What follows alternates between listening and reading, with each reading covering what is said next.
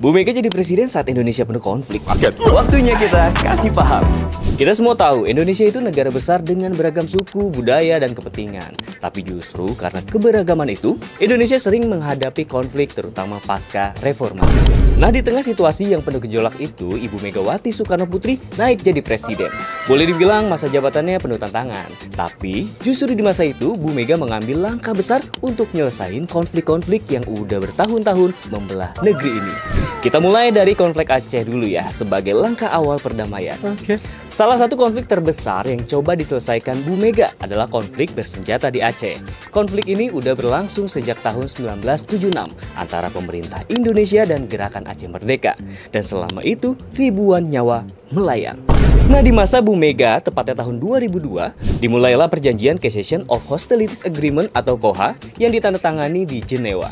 Meskipun akhirnya gagal total karena situasi yang masih panas, KOHA adalah langkah awal diplomatik paling konkret yang membuka jalan buat proses damai di era setelahnya. Tanpa fondasi ini, kesepakatan Helsinki 2005 mungkin gak akan pernah tercapai.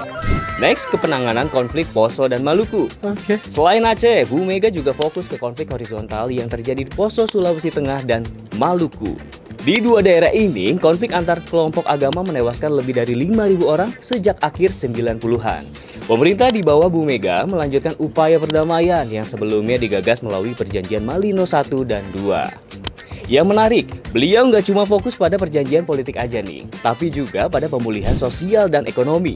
Pemerintah menggelontorkan anggaran rekonstruksi senilai lebih dari 1 triliun rupiah untuk pembangunan ulang rumah, fasilitas ibadah, dan infrastruktur publik. Jurus Bu Mega adalah pendekatan ganda, alias pendekatan keamanan dan kemanusiaan.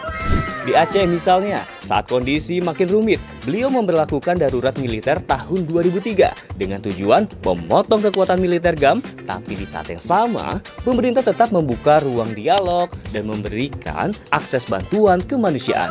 Pemerintah juga mulai menyusun peta jalan otonomi khusus sebagai solusi politik jangka panjang. Otonomi khusus Aceh kemudian disahkan di masa berikutnya, tapi inisiasinya kuat dari era Bu Mega. Next, penguatan otonomi daerah. Yang sering dilupakan, salah satu upaya penyelesaian konflik yang strategis adalah lewat penguatan otonomi daerah. Di masa Bu Mega, kebijakan ekonomi daerah mulai dijalankan secara masif. Pada 2004, sudah ada lebih dari 300 daerah otonom baru yang dibentuk sebagai bagian dari strategi desentralisasi. Ini bertujuan meredam konflik yang dipicu oleh ketimpangan pembangunan dan sentralisasi kekuasaan di pusat. Bu Mega percaya, kalau daerah diberdayakan, maka potensi konflik bisa dicegah dari akarnya. Jadi walaupun kadang kurang disorot, Bu Mega punya kontribusi besar dalam menurunkan eskalasi konflik di Indonesia. Mulai dari langkah damai di Aceh, penanganan konflik di Poso dan Maluku, hingga strategi jangka panjang lewat otonomi daerah. Semua itu membuktikan bahwa beliau nggak hanya memimpin, tapi juga memikirkan masa depan Indonesia yang lebih damai. Nah, jadi guys, ini beberapa info konflik yang sudah Bu Mega tangani dan kini aku, kamu, dan kita semua sama-sama paham ya. Salam merdeka!